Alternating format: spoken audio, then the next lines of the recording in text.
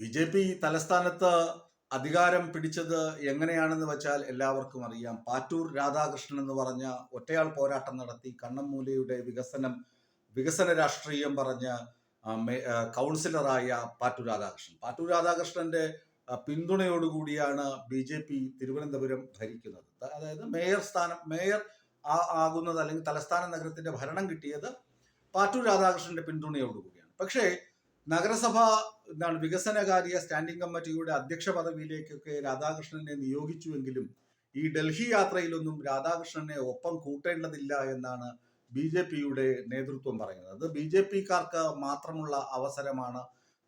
ഡൽഹിയിലെ പ്രമുഖ നേതാക്കളെ കണ്ട് ആദരവ് സ്വീകരിക്കുക അല്ലെങ്കിൽ സ്വീകരണത്തിൽ പങ്കെടുക്കുക, സ്വീകരണം ഏറ്റുവാങ്ങുക എന്നത് അത് സ്വതന്ത്രനായി ജയിച്ചു വന്ന, പ്രത്യേകിച്ച് ഒരു ഇടത് പശ്ചാത്തലമൊക്കെ ഉള്ള പഴയ കമ്മ്യൂണിസ്റ്റുകാരൻ, CIT-കാരൻ, CPM-കാരൻ, പിന്നെ മാധ്യമപ്രവർത്തകൻ, പ്രസ് ക്ലബിന്റെ സാരഥ്യം, ഇതൊക്കെ വച്ചു നോക്കുമ്പോൾ ബി.ജെ.പിക്ക് ഒട്ടും ദഹിക്കുന്നതല്ല പാറ്റൂർ രാധാകൃഷ്ണന് ലഭിച്ചിട്ടുള്ള ജനപിന്തുണ.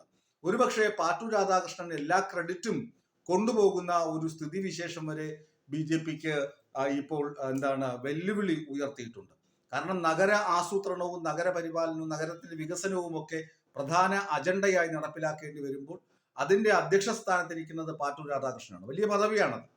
ആ പദവിയിലുള്ള സ്വതന്ത്ര നേതാവിനെ അവഗണിച്ചുകൊണ്ടാണ് ബി.ജെ.പി. പല കാര്യങ്ങളും ആസൂത്രണം ചെയ്യുന്നത്.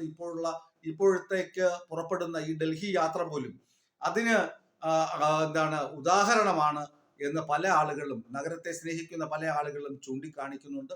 പാറ്റൂർ രാധാകൃഷ്ണൻ പക്ഷേ ഈ അധികാര ദുർമോഹിയായ മനുഷ്യനല്ലാത്തത് കൊണ്ട് ഒരുപക്ഷെ എതിർപ്പൊന്നും പ്രകടിപ്പിച്ചേക്കുകയില്ല. എങ്കിലും നഗരത്തിലെ ഒട്ടുമിക്ക ആളുകളും പാറ്റൂർ രാധാകൃഷ്ണനെ ബി.ജെ.പി. അവഗണിക്കുന്നു എന്ന ഒരു പരാതി മുന്നോട്ട് വയ്ക്കുന്നുണ്ട്. അത് ശരിയാണെന്ന് തെളിയിക്കുന്നതാണ് ഈ ഡൽഹി യാത്ര പോലും.